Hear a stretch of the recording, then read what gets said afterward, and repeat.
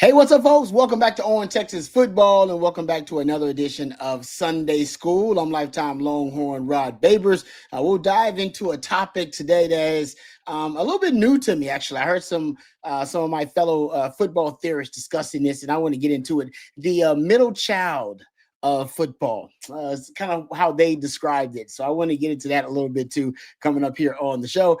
This segment, or at least this segment of Sunday School, is brought to you by good friends at Flat Creek Estate Winery. We appreciate them and their ongoing support of On Texas Football, and of course, sponsoring Sunday School. We'll give you a little bit more information about our friends over at Flat Creek Estate Winery coming up a little bit later on in the program. But let me describe and discuss with you about the middle child of football, because I was thinking about it too, and actually it's something I don't think I've even researched before to a heavy extent. So everybody knows first down is lately it's been considered kind of a cheat code where a lot of offensive innovators are trying to get an edge or an advantage, right?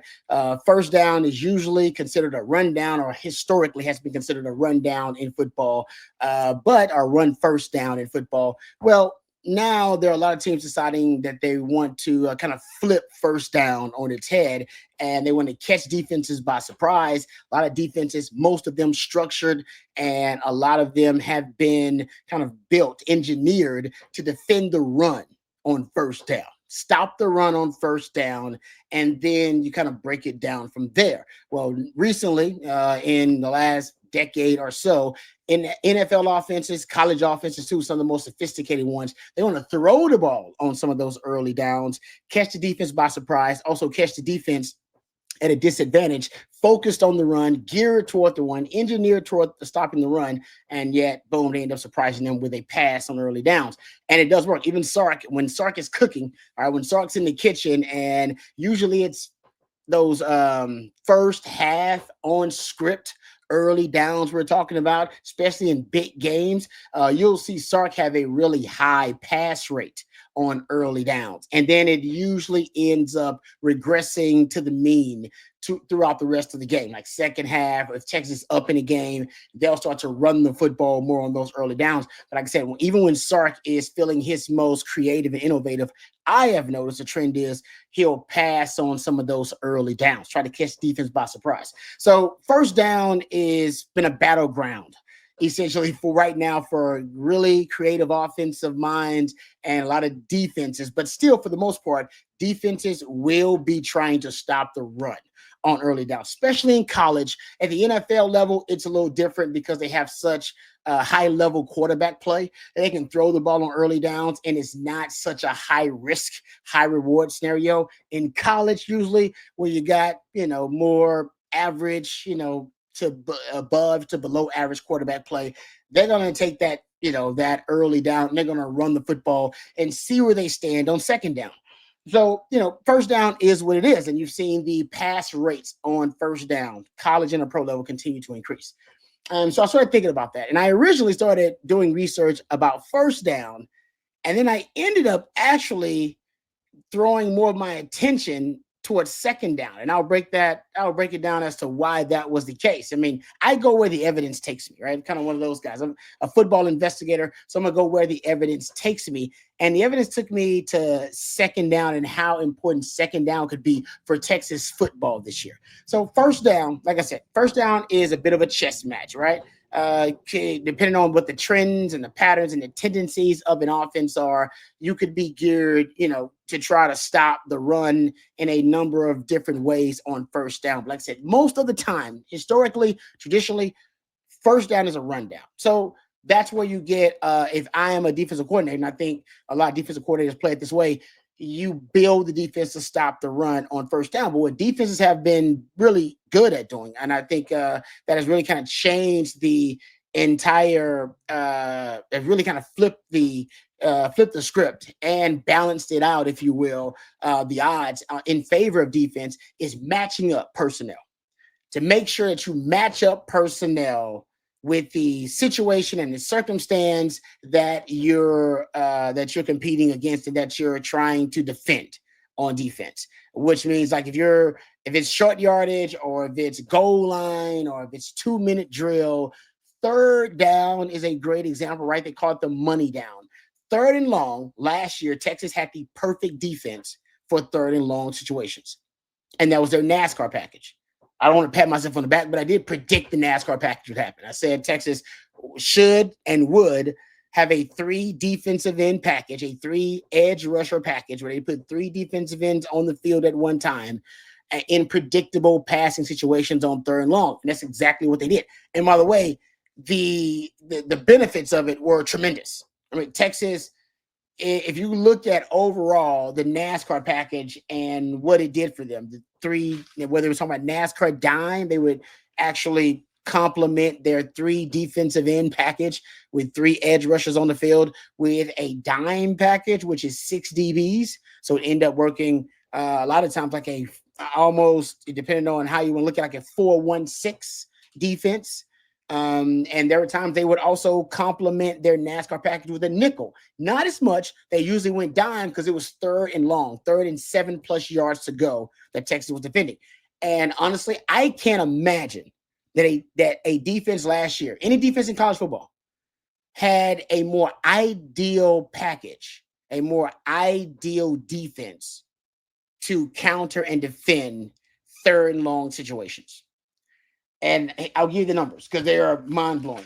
I went and looked at the NASCAR package last year, accounting for 16% of Texas plays, a little over 16% of their defensive snaps. And yet it was 41% of their sacks. It accounted for over almost 23% of the interceptions came in that package. Your forced fumbles, hell, man, you were talking about Texas forced fumbles. They were at, I think, 38% of your forced fumbles came out of that package.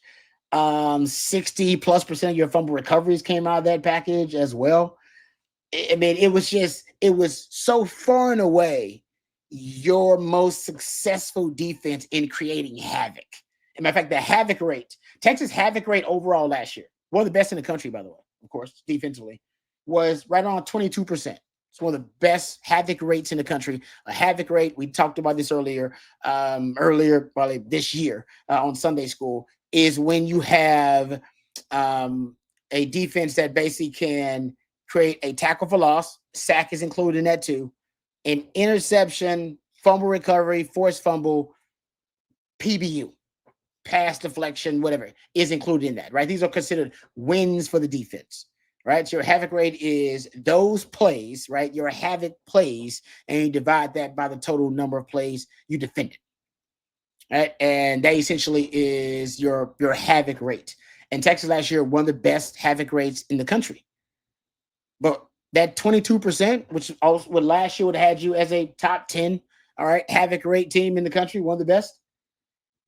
Actually, it was top 5. Throw it out there.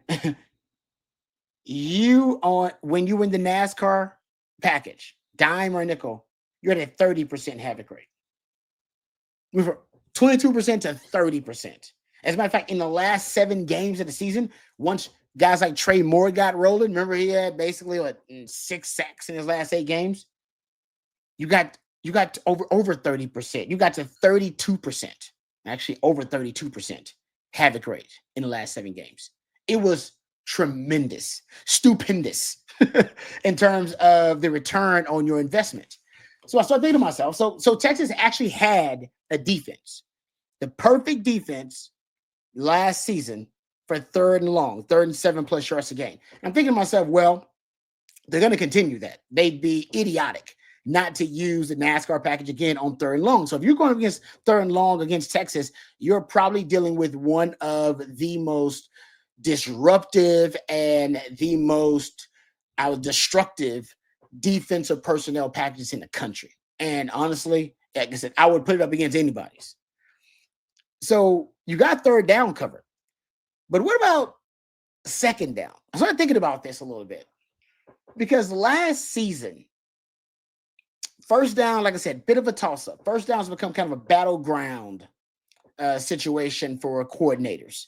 Trying to figure out, all right, is this guy going to try to, this defensive coordinator, offensive coordinator, what are they going to try to do on 1st down? They're anticipating me throwing it on 1st down, anticipating me running it, but most teams, they want to run it. But 2nd down, to me, is uncharted territory. Like, I don't think there's any emphasis on second down in football. I mean, when you think about it, first down, we talk about it all the time. That's where a lot of coaches are trying to get the advantage. Third down is considered a money down. Fourth down, all right, teams, depending on where you are on the field, a lot of teams have considered fourth down to be that down where I can gain a strategic advantage, right, by going for it on fourth down, being a little bit more aggressive on fourth down. So almost every down except for second down has received a ton of attention and has forced innovation and strategic adjustments. But nobody talks about second down like that. And I started looking, I was like, well, so I wonder for Texas, because I've been looking at some of the ways Texas can either replicate what they did in the NASCAR package, as I predicted last season, or they could expand or increase their havoc rate overall. And so here's my random idea. Try to get more second and long situations, just like third and longs, and see if on second and long, Texas could somehow recreate their third and long situations, all right, and try to maximize those havoc opportunities, potentially even on a second down. And this is why I know it may sound crazy, but it ain't. Because ultimately, for Texas last season, they were really good on first down. As a matter of fact, I went and started looking at Texas on first down last season, and the numbers kind of blew me away, how good they were. Let's start looking at first how many first downs opposing teams achieved on first down. So were they able to execute and convert a first down on first down against the Texas defense? I found 59 total first downs allowed on first down by the Texas defense all season long. I haven't compared that nationally to everybody's, numbers, but to me, that seems like a really good number. That's pretty stingy. That's around a little over 3.5 per game. So it's really hard to get a first down on first down. Texas is going to make you go, first down, second down, and try their best to get you in a third and long situations. So how does Texas get there? I went and looked.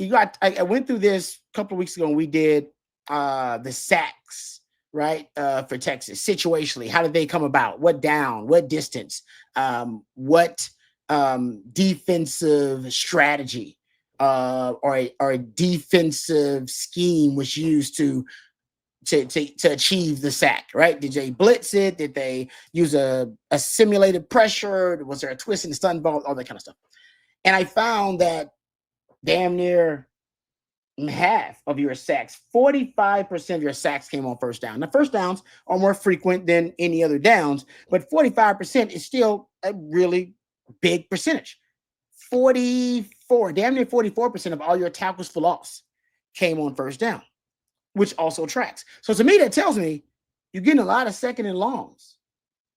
Matter of fact, I went back and looked at how many plays on first down Texas defense either got a tackle for loss, which could be a sack too, a 0-yard gain, so they didn't gain anything, or an incompletion. All of those situations would inevitably that could have been penalties in there too. I didn't count those. But all of those would have inevitably led their opponent to a 2nd and 10 plus yards to gain. Right? Second and long, second and really long. And I thought about, what if Texas threw the NASCAR package out on second and long? But that would be irresponsible. So I started thinking to myself, well, you can still run it on second and long. Second and 10, you can still run the football. Get yourself 5-6 yards, end up with third and medium. And hell, if you even get an explosive run, end up with third and short. And to throw a NASCAR package out there, especially a NASCAR dime, where you got 6 DBs out there trying to fit the run, you got 3 edges out there trying to fit the run, you're at a schematic, strategic disadvantage, a tactical disadvantage, right? We always talk about how offensive coordinators like Sark are trying to get pass defenders to have to fit the run and trying to get run defenders to have to defend the pass. And essentially, you would be inviting that with the NASCAR package. If they're on second, say they're in second and 10, and you put 3 edge rushers on the field and 6 DBs in a 4-1-6, well, I think there's a vulnerability there. Yeah, a lot of pass defenders defending the run. Not saying they can't do it. Not saying they cannot do it. And they probably can. And you might be able to deploy that NASCAR package on second and long. Maybe, as I've pointed out, the NASCAR nickel. I went and looked at the NASCAR nickel, which will give you 5 DBs on the field, and maybe you get 2 linebackers on the field. All right. And then you can end up with a more favorable matchup. Right. Instead of that 4, kind of 1-6 defense, you could end up with a 3, I would say, with a 4-2-5 in that situation, but your 4 down linemen, 3 of them would be edges. Right. And then you could have more linebackers on the field to fit the run. You could do that, but you're still going to be at a disadvantage at the point of attack because you're going to be missing girth, missing size up front. And that's why, even though I do think Texas this year may play more NASCAR nickel than NASCAR dime, last year, let's just throw it out there in terms of the NASCAR dime. Like I said, 16% of the time you were in NASCAR, but only 5%, a little under 5% of those were your snaps were NASCAR nickel, where you were in nickel package as opposed to the dime. 26% of all your NASCAR snaps were in nickel. I think this year you're going to be in NASCAR nickel more just because of the sidebar. Think about it, last year, you had like 8, 9 DBs you trusted. You had the 3 that went to the NFL between Jahdae Barron, Gavin Holmes thrown in there too.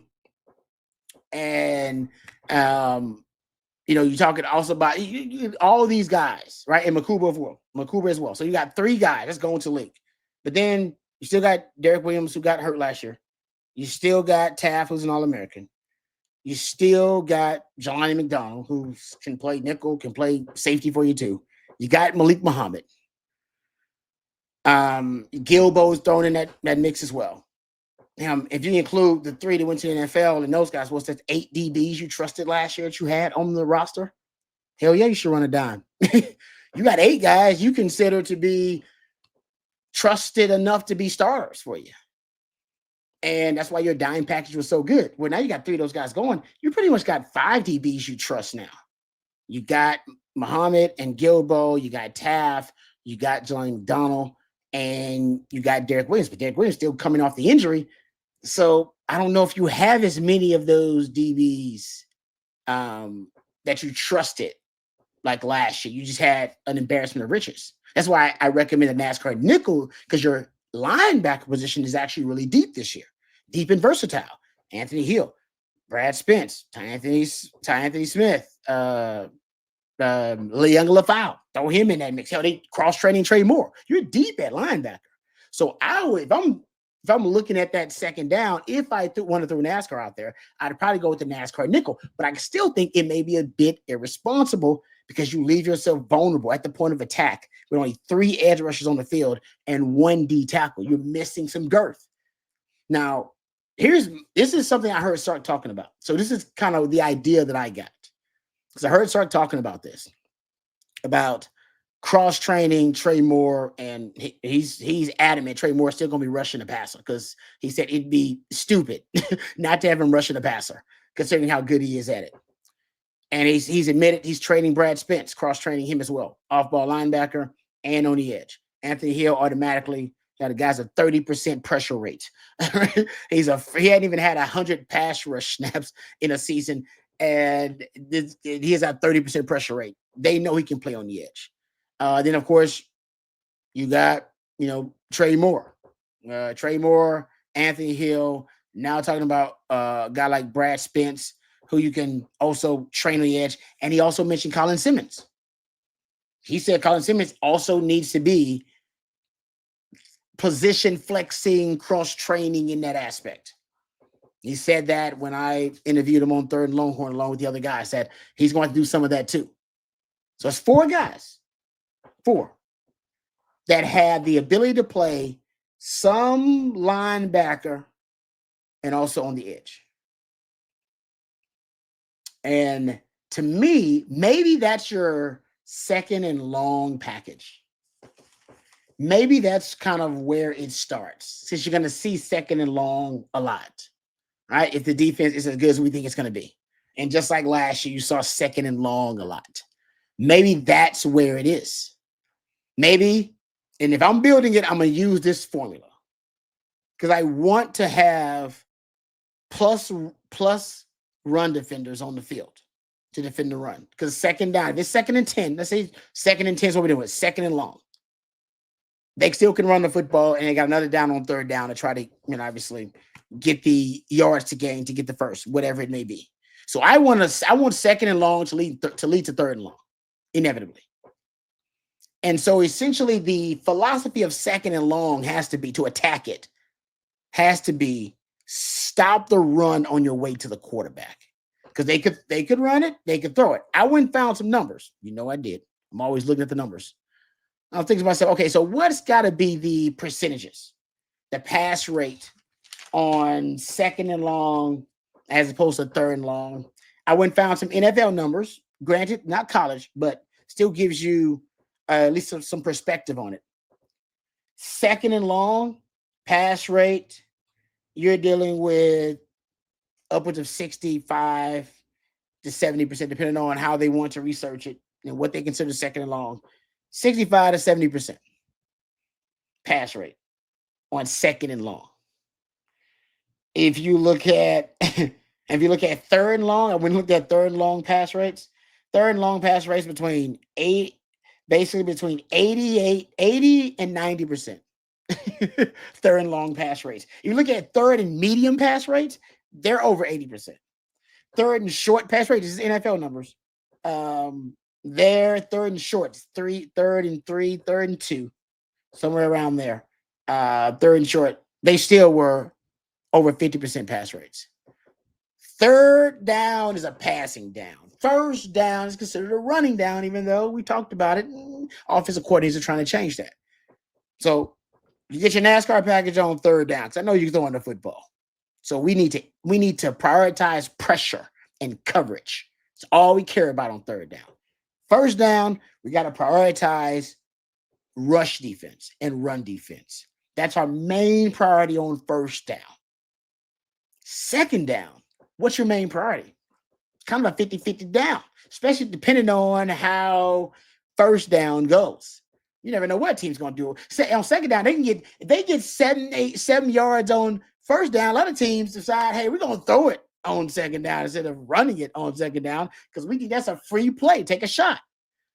It is such a 50-50 down, and you really have to play it depending on, they always say there's a slogan, a saying in poker. I don't play a lot of poker, but they say it's a saying in poker, right? You don't always play the man. They don't always play the hand. You play the man.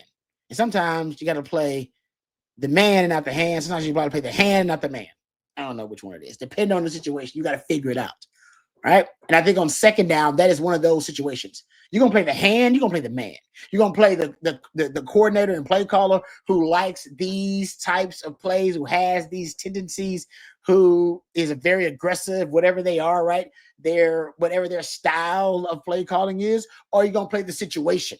Hey, it's second and medium. It's second and long. It is such a toss-up down.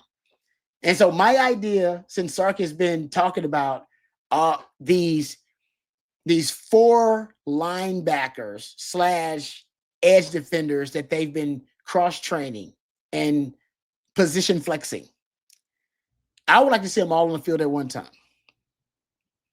And I'd like to see it on second and long. We know that PK traditionally ran his 2-4-5 defense, 2 D tackles, 4 linebackers, but 2 of those are off-ball linebackers, 2 of those are outside linebackers. Those 4 would fit that. So it does fit into PK's MO, if you will, right? And then, of course, the secondary, I would also organize the secondary in a way that would be able to balance out the potential risks of second down. So I said, second down, like I said, 50-50. They could throw it they could run it, especially if you end up in second and long where Texas is forcing a lot of teams. So I would put my two best run stuffing D tackles on the field, whoever they are. Maybe it's Cole Brevard. Maybe it's Watson.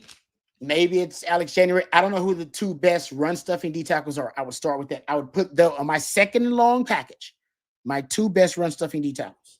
Put them in there.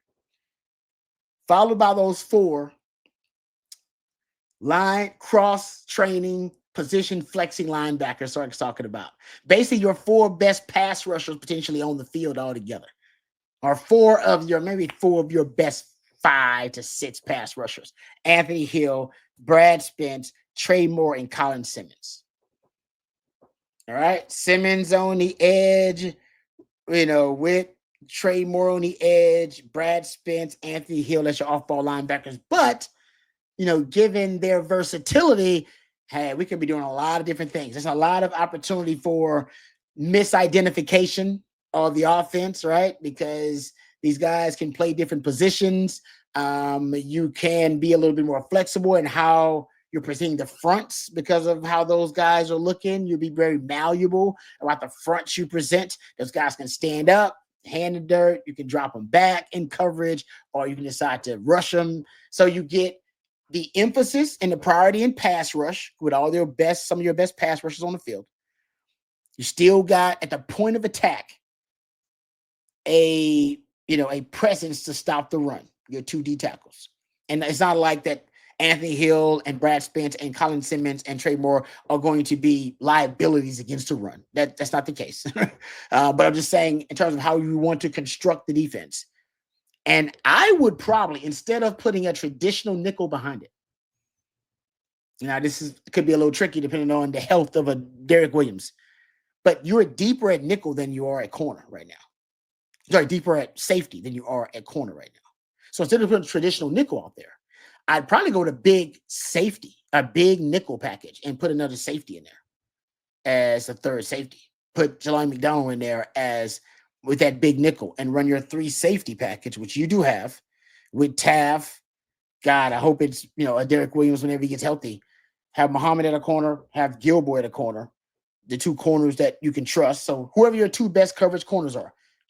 Maybe it's one of those young bucks steps up. Maybe it's a Kobe Black or a Cade Phillips, Warren Roberson. I'm not trying to disrespect those guys. I'm just saying I would put my 2 best coverage corners there. Right now, I think it may be leaning toward Malik Muhammad and Gilboy at the corner. So you have coverage first guys, right? You got plus coverage defenders at the corners.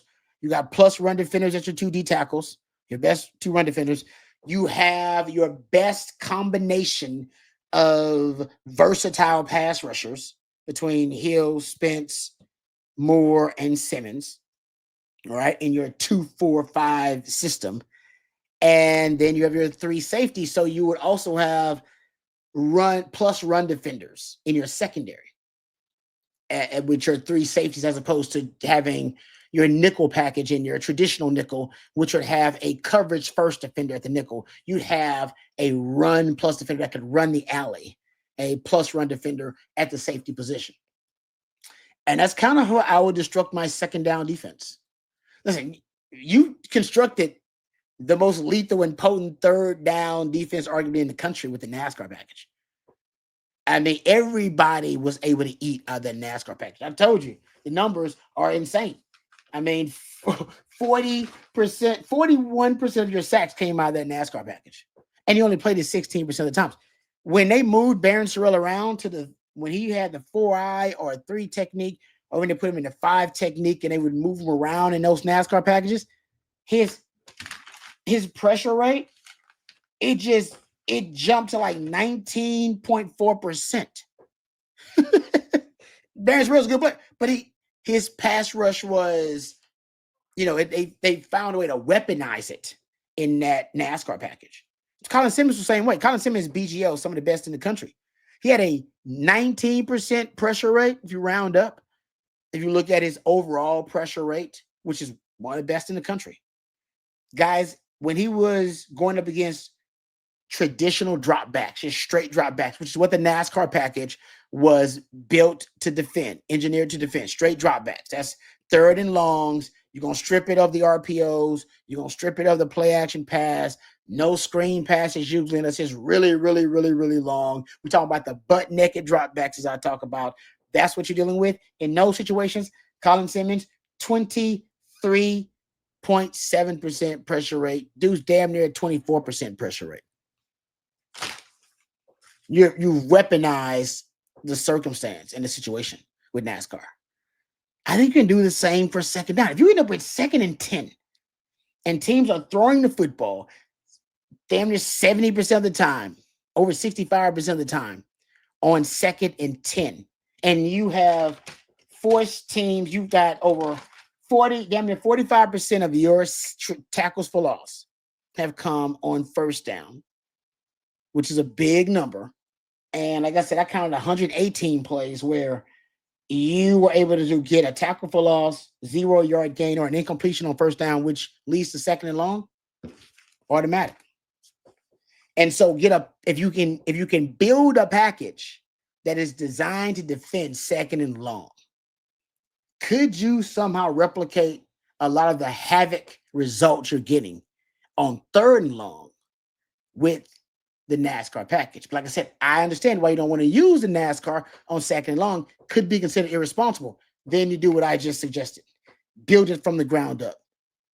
2D tackles who specialize in stuff in the run. Those 4 cross-training, position flexing linebackers / edge rushers. Big nickel with 3 safeties to help you stop the run. And your 2 best coverage corners on the outside. That's how I build it. A specialized 2nd and long defense, just like you built a specialized 3rd and long defense that became the best 3rd and long defense, in my opinion, in the country. You can build it on 2nd and long if you build it. The big plays will come. So that's kind of my suggestion. I started off thinking about first down and how important first down was, and ended up honestly having an epiphany about 2nd down. Yeah, stuff the run on first down. Do what you got to do there. But once you get them in 2nd and long, why not have a specialized package? So I don't know what I'm going to call the package because it's not NASCAR. It's something totally different. The 2-4-5 flex. I don't know what we're going to call it if they actually do it. Well, last year I was talking about, around this time, talking about the NASCAR package and would they actually do it? They did it, and the rest is history. Will they do something else creative on 2nd and long? I think Sark is up to something. He said PK and Akina are in the lab. I'm just trying to predict maybe what the Frankenstein monster will be they come up with. All right, let's thank our friends over at Flat Creek Estate Winery before we move on here. We appreciate our good friends at Flat Creek Estate Winery for all of their support of On Texas Football. We've been bragging about the Super Texan for a long time, been winning awards here in Texas and winning awards here regionally in the Southwest. Well, recently our friends over at Flat Creek Estate Winery took the Super Texan to the San Francisco Wine Festival, and guys, it scored a 98 out of 100. It was named the top red blend in the country. It's not just the best red blend in Texas. Now you're talking about the best red blend in the country. You won't beat that anywhere, folks. The Super Texan is available at your local Specs. They have it at your local HEB. I saw a display at our local Central Market. So the word is getting out about the great wines over at Flat Creek Estate Winery. So really appreciate them. And not only do they produce some of the best and the most award-winning wines in the country, but they also have a gorgeous venue with barbecues and wine tastings every single weekend. Perfect for a day date with your significant other or a weekend getaway with your significant other. That's Flat Creek Estate Winery, flatcreekestate.com. I really appreciate them and an ongoing support of On Texas Football. One other nugget, though, just while we end this thing, I was doing some research looking up, what teams have offered, certain packages like this. And there are a lot of teams that throw out a lot of diversity and variety in their personnel groupings defensively. I did see something about the Chiefs last year, though. What people don't realize about the Chiefs, and obviously Spags does a great job as a defensive coordinator, one of the best. He's a Hall of Famer. But last year, they went mostly with a big nickel package for most of their early downs. And it was only because of how diverse their linebackers were. They actually, their linebackers, Nick Bolton, Drew Tranquil, and Leo Chenal. Obviously, everybody's familiar with their linebackers on this dynastic run they've been on. They used those guys as true hybrids. They kind of ran a 3-3-5 stack, but they took their safety, Shamari Connor, put him at nickel. That gave them a big nickel package. So 3 safeties on the field. And essentially, after that, they used their linebackers to create the versatility.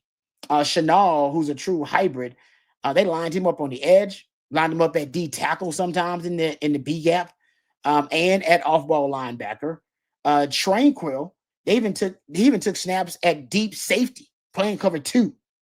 So they use those. So I think the versatility at linebacker actually is what's going to give Texas the true, I don't know, variety, if you will, and the versatility to really weaponize a potential second and long package, because they got a bunch of them. And just about once you go from the second and long package that I described, you can easily just go to the NASCAR nickel.